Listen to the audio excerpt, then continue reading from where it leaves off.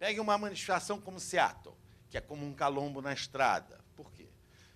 Ora, em Seattle, a questão não é o que nós queremos do mundo. Em Seattle, a questão é vamos derrubar a reunião da OMC. É isso. Eles não nos ouvem, são os filhos da mãe, eles estão querendo esculhambar esse mundo sem a nossa opinião. O que é que nós temos que fazer? Mostrar para eles que sem nós eles não se reúnem. Qual é o sistema? Swarming, né? Afluência. Todo mundo, de repente, pega um avião e plum, vaza para aquela cidade para fazer a manifestação, depois reflui para os seus lugares. Certo? E ali, com quem que a gente se alia? Com qualquer um que queira derrubar essa reunião. Então, eu sou judeu, estou aliado com o cara da nação ariana, estou aliado com o anarquista do Black Bloc. Dane-se! Eu não estou interessado se ele é ou não judeu e se ele quer ou não amanhã destruir os judeus. Aqui, nós estamos fazendo a mesma coisa. Nós vamos impedir que esses desgraçados se reúnam. E isso é o calombo na estrada. Não se trata mais de discutir para a consciência. Se trata de dizer, ou vocês nos ouvem, ou vocês não se reúnem. E isso é uma comunicação protocolar.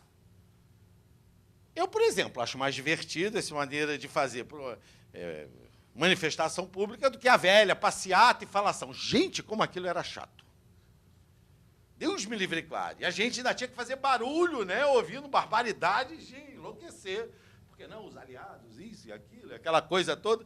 Ali é mais divertido e, inclusive, mais variado. Por exemplo, o sit-in deles. Por que o sit-in deles paralisava tudo? Porque eles aprenderam a processar em paralelo com os computadores. Por que fazer um vasto e gigantesco sit-in se nós podemos fazer um sit-in interminável? Né? Basta um pequeno grupinho para bloquear.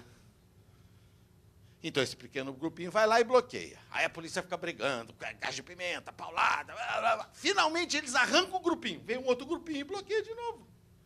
Sísifo.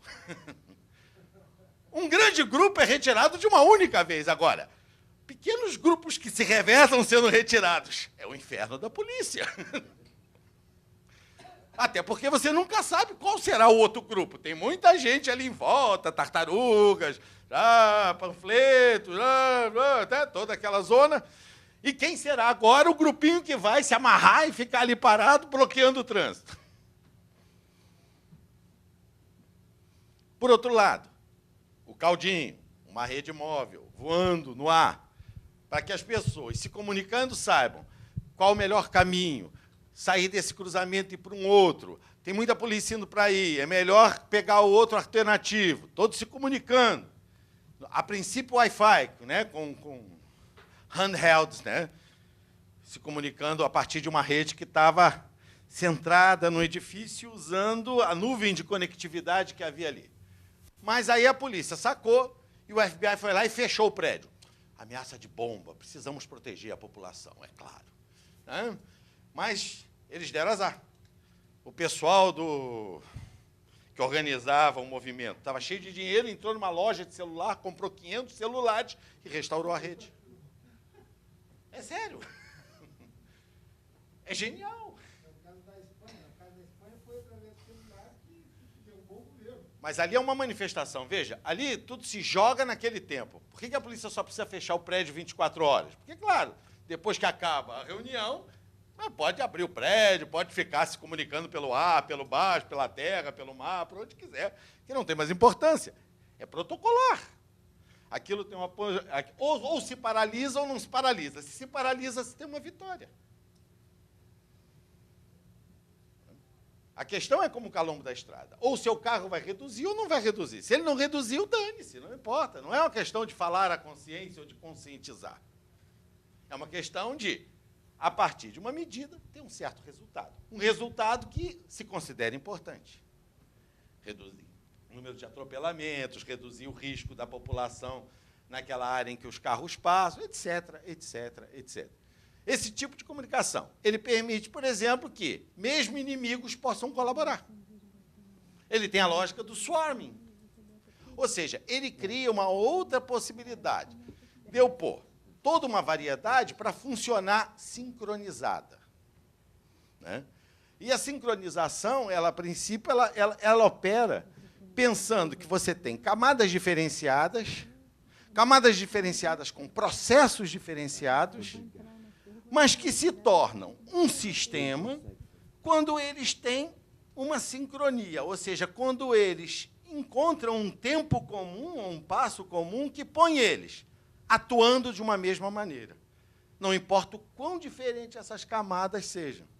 E isso é uma coisa que já chamava a atenção de alguns pesquisadores com certos tipos de manifestações naturais. Por exemplo, numa certa área, de repente, de noite, um vagalume pisca aqui, outro vagalume pisca ali, outro vagalume pisca ali. Só que, de repente, eles todos começam a piscar e a apagar juntos. Quem fez isso? Como isso aconteceu? Por que que eles, de repente, estão todos sincronizados, acendendo e apagando juntinhos? Isso é batata.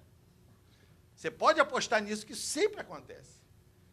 Começa desincronizado, de repente, alinha tudo. A internet, ela funciona com 7 camadas diferentes que têm sincronia. Se aquilo sincronia se quebrar em alguma camada, a rede inteira cai. As camadas, inclusive, são sobrepostas. Elas têm uma coisa piagetiana. Tem desde a camada mais primária e mais primitiva até a camada mais evoluída. E toda a comunicação, de fato, ela acontece primeiro vertical para depois ser horizontal. Então, vai da camada mais evoluída de um agente até a camada mais primitiva dele. Aí, sim, ela passa para a camada do agente ao lado e sobe novamente para que o outro veja o resultado. Está claro? Os hackers normalmente adoram as subcamadas que não têm nenhum significado para nós que não somos abelhas e não temos a visão ultravioleta. Mas os hackers têm vista ultravioleta, então eles sabem que se futucar lá onde nada parece fazer sentido, o resto cai. E você tem regras e leis que aparecem ali que dizem respeito ao próprio desenvolvimento aleatório, né? A famosa Lei 8020, por exemplo, que foi restaurada, né, com o Barábasi, com relação ao funcionamento dos sistemas, era uma coisa que o Pareto dizia e que os comunistas diziam que era um absurdo, porque aquilo era ideológico.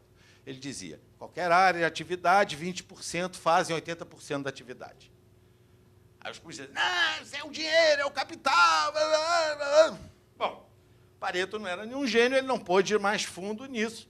Mas o Barábasi e o grupo dele, trabalhando com matemática, descobriram que, se é o capital, ele penetrou zonas inimagináveis. Células, neurônios, estão todos corrompidos. Estão todos corrompidos. Não há área de atividade que funcione que você não tenha, em alguma medida, esse 80-20 aparecendo, aspas, espontaneamente. Né?